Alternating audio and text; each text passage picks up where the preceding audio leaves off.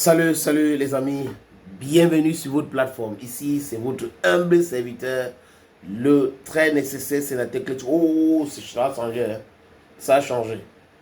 Maintenant, appelez-moi désormais, je vais répéter ça dans cette podcast encore et encore, hein. Appelez-moi désormais Sa Majesté sénateur Clétus. Je sais que vous allez bien, chers amis, chers peuples de vérité.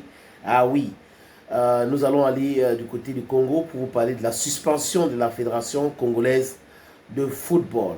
Certaines personnes ont voulu mentir l'opinion publique sans toutefois consulter le document.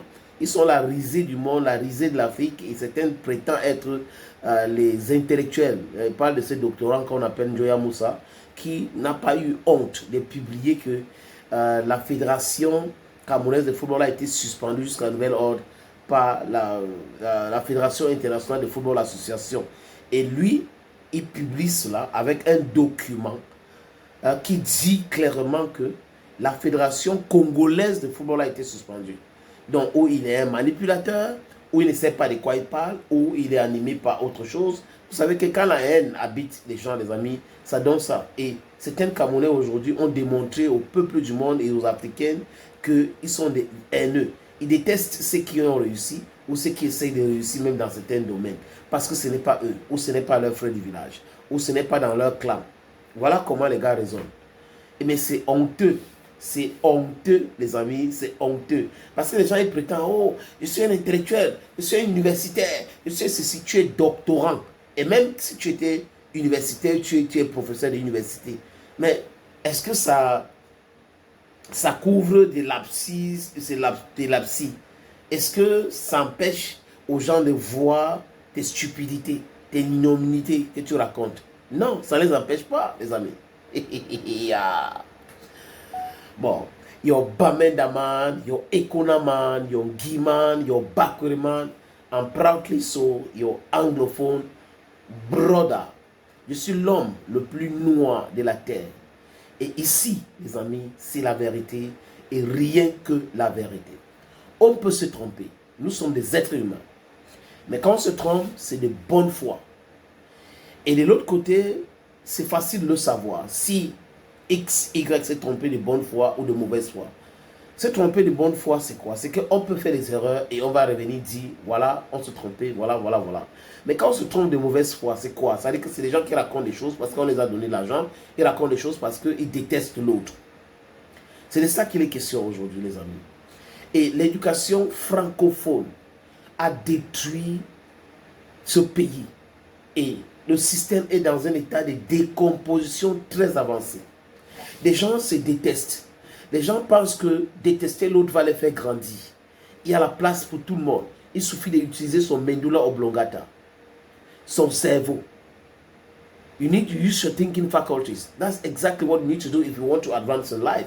You don't need to think that because I have little difficulties in advancing in my activities in life, this other person that is succeeding is the one impeding me. You're wrong, totally wrong.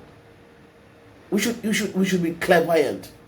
Je parle le gros anglais et le gros français, pourquoi mon ami? Ah, let that talk them, that baby grammar.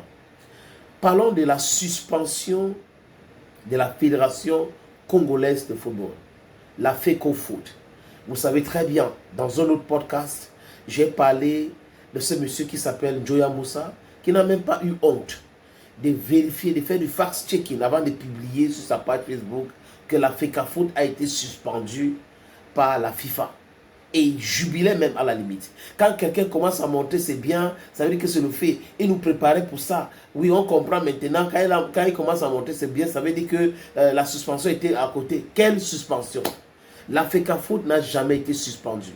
Et s'il avait encore tout son cerveau en place, il devrait dire que c'est par rapport à telle crise. Au niveau de la fédération aujourd'hui, il y a telle crise. Il y a quelle crise? Crise de quoi?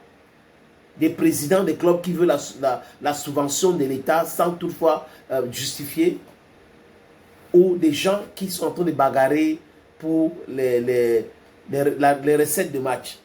C'est ça la crise. Donc les amis, vous dites que les gens sont animés par la haine gratuite. Et au Congo, le problème du football congolais, c'est le ministre de Sport. Je crois que je vous ai parlé de cette histoire l'année dernière. ou Mayol, ou Mayolais, le président élu. Parce qu'il est élu en 2022. 2022, 2023, 2024, 2025, à peine 3 ans, comme il ne veut pas faire les choses comme le ministre veut, le ministre a activé Moussango et les autres pour pouvoir le mettre en difficulté. Ils ont poussé les cynismes un peu loin jusqu'à aller créer une commission ad hoc. Et cette commission ad hoc avait pour président Frankie Luamba et comme deuxième vice-président Bruno Maka.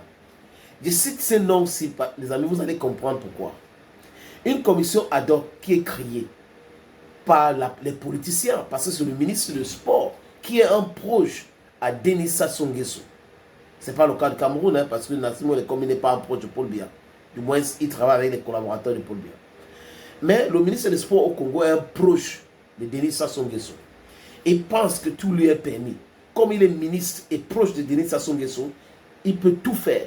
Si le président de la fédération ne veut pas s'entendre avec lui, il va le perturber. On crée donc cette commission ad hoc. L'affaire est portée au niveau de la FIFA. Du moins, quand Mayol est élu, la FIFA valide, la CAF valide. Maintenant, quand il y a cette commission ad hoc, on amène cette affaire au niveau du TAS. Le TAS dit que c'est illégal. La FIFA arrive. La FIFA a essayé de concilier les deux camps. Rien. Donc, cette commission ad hoc a commencé à travailler.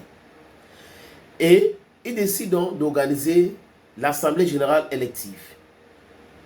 Là, alors que le TAS les a dit que vous devez remettre les gens, les élus légitimes à leur place. Ils décident donc comme ça. La FIFA les appelle, rappelle à l'ordre. Les gars n'écoutent pas. Le président de cette commission ad hoc est suspendu.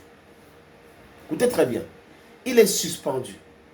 Le deuxième vice-président traverse le premier vice-président pour envoyer les convocations. Pourquoi, les amis? Pour l'Assemblée générale, désolé, Assemblée générale élective. Donc, ça demande quoi? Quand on a pris des gens, les aventuriers, on a mis à la tête de cette commission, juste parce qu'on veut les manipuler. Et la FIFA a essayé de les rappeler à l'ordre. Et les gars ne voulaient pas entendre.